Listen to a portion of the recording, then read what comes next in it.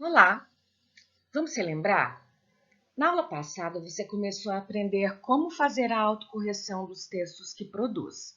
Você releu o texto que havia produzido e verificou a pontuação, a ortografia, a repetição de palavras, etc. Nós corrigimos também um texto escrito por uma colega e você o reescreveu com as correções. Na aula de hoje, nosso objetivo é estudar um novo gênero textual, a crônica. Esse é um gênero muito interessante, porque mistura a literatura e o jornalismo, permitindo muita liberdade de criação. Vamos ler algumas crônicas e você poderá produzir uma para inscrevê-la no concurso de redação Nossa Casa, o Mundo Nosso. Vamos ler uma crônica de Rubem Braga, um dos melhores cronistas brasileiros. Vocês vão perceber como ele consegue criar um texto bonito e emocionante a partir de um fato simples e comum do cotidiano, o nascimento de um simples pé de milho. Um pé de milho, Rubem Braga. Os americanos, através do radar, entraram em contato com a Lua, o que não deixa de ser emocionante. Mas o fato mais importante da semana aconteceu com o meu pé de milho. Aconteceu que no meu quintal, em um monte de terra trazida pelo jardineiro, nasceu alguma coisa que podia ser um pé de capim, mas descobri que era um pé de milho. Transplantei-o para o exíguo canteiro de casa. Secaram as pequenas folhas. Pensei que fosse morrer, mas ele reagiu. Quando estava do tamanho de um palmo, veio um amigo e declarou desdenhosamente que aquilo era capim. Quando estava com 2 palmos, veio um outro amigo e afirmou que era cana. Sou um ignorante, um pobre homem da cidade, mas eu tinha razão. Ele cresceu, está com 2 metros, lança suas folhas além do muro e é um esplêndido pé de milho. Já viu o leitor um pé de milho?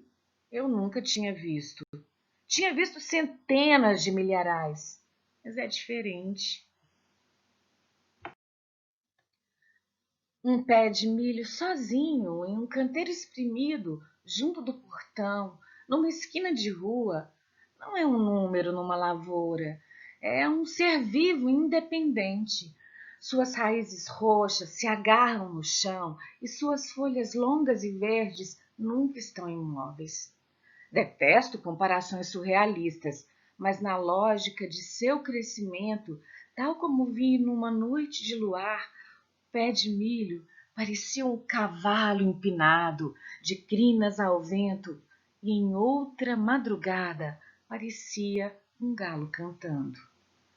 Anteontem aconteceu o que era inevitável, mas que nos encantou como se fosse inesperado.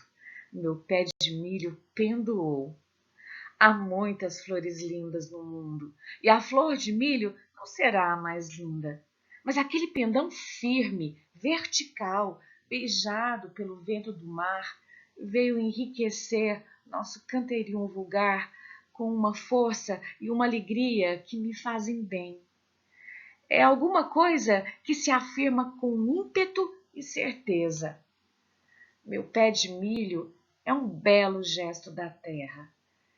Eu não sou mais um medíocre homem que vive atrás de uma chata máquina de escrever.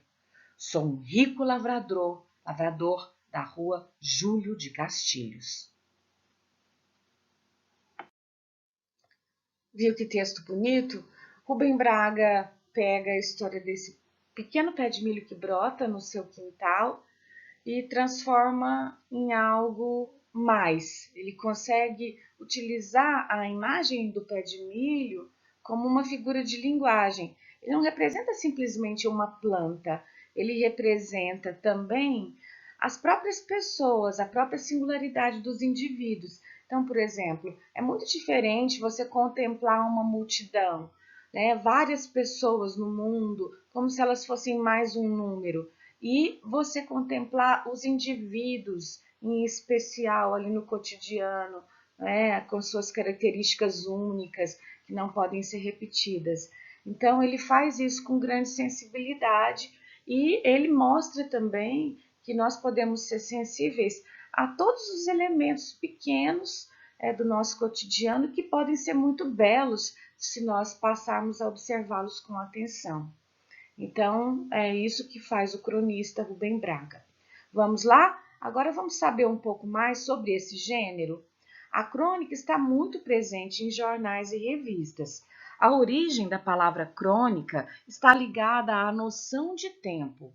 Ela vem do grego cronos, tempo, como as palavras cronômetro, cronograma e cronologia. Os textos nesse gênero costumam ser breves e baseados em acontecimentos cotidianos. Vamos ver agora as características da crônica. A crônica se aproxima tanto dos textos jornalísticos quanto da literatura. Ela tem a brevidade, a aproximação com o leitor e o embasamento em fatos cotidianos, como o jornalismo. Mas ela traz o lirismo, o humor, a subjetividade e a linguagem mais elaborada da literatura. Os cronistas conseguem perceber no dia a dia de suas vidas impressões, ideias ou visões da realidade que não foram percebidas por todos. Então, uma coisa que pode ser simplesmente um fato comum que aconteceu na casa de alguém ou numa cidade, que é noticiada nos jornais ou que não é noticiada nos jornais, o cronista pega e ele consegue transformar aquilo, perceber significados diferentes, detalhes diferentes, aquilo. E então nada é banal, nada é inútil para o cronista. Qualquer pequeno acontecimento do dia a dia pode ser útil para o cronista escrever. Agora, a estrutura da crônica. A crônica não tem uma estrutura muito rígida. Há crônicas narrativas que trazem elementos da narração e apresentam personagens, tempo, espaço e enredo. Algumas, inclusive, são construídas apenas com diálogos. Existem crônicas jornalísticas que misturam fragmentos narrativos com trechos dissertativos, trazendo uma reflexão sobre o fato narrado. E há ainda as crônicas humorísticas, em que o cronista aborda assuntos cômicos ou constrói discursos engraçados, originais e criativos. Então, você vai ter diversos tipos de crônicas. Então, você vai ter aí crônicas que contam uma pequena história, né? Igual o Rubem Braga, ele contou uma pequena história sobre o pé de milho que nasceu dentro da casa dele. E existem outras crônicas que são mais reflexivas, que são ele narra um pequeno fato, mas aí o cronista faz uma reflexão sobre aquele assunto. Há umas que são muito engraçadas. Então, tem uns que têm personagens de ficção, tem uma história, tem outras que trazem, inclusive, só diálogos. Depois, se a gente tiver a oportunidade, eu vou mostrar para vocês crônicas que são escritas só por meio de diálogos.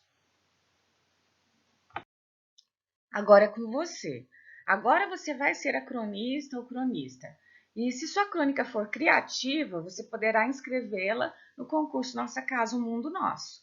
Siga as seguintes etapas de planejamento e elaboração do texto. Comece seu planejamento anotando em seu diário de bordo experiências que tenham provocado impacto em você durante esse período de pandemia. Podem ser fatos bem simples, mas que tenham algum significado especial, que tenham sido alegres ou tristes ou engraçados. A gente já fez alguma coisa assim, então talvez você tenha só que revisar o que você já anotou.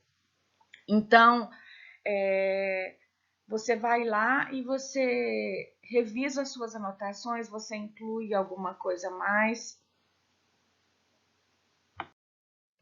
Pode ser uma conversa interessante que você teve com um familiar ou com um amigo, uma situação que despertou sua admiração por alguém, a experiência de entrar em contato com a natureza, um fato curioso que ocorreu na sua casa, em especial, ou então na vila de Jericoacoara de um modo geral. Eu escrevo crônicas há muitos anos para um jornal de Goiás, eu continuo escrevendo ainda hoje. Então, recentemente, eu escrevi algumas crônicas também durante esse período de pandemia. E eu citei, por exemplo, as plantas que brotavam no meu jardim, a, quando as plantas da minha horta começaram a brotar, as pessoas diziam que era praga, eu dizia que era um pé de couve. Então, também fiz algumas crônicas sobre pequenos fatos do cotidiano. A iguana que ficava na árvore em frente, parece que me observando enquanto eu gravava videoaulas, barata que invadiu o livro de inglês quando eu gravava uma videoaula para vocês. Então, isso tudo foi motivo de crônicas que eu escrevi. E eu vejo pelas anotações que vocês já fizeram que vocês têm histórias muito interessantes também que aconteceram nas casas de vocês e que vocês podem utilizar como temas para crônicas. Por exemplo, a calopsita, né, do Juan, que canta o hino do Flamengo,